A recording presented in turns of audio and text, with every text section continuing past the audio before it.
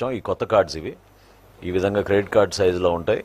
So ఇవి దీనికి we'll also have పైకి చూపించాలా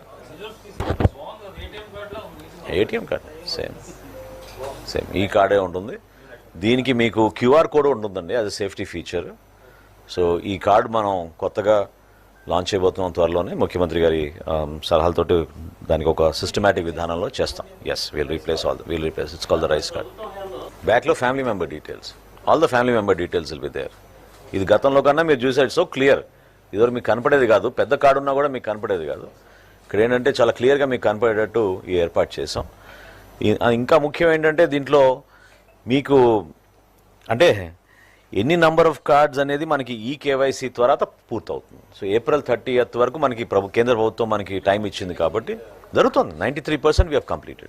93% we have completed. 7% is still there. ఏమంటే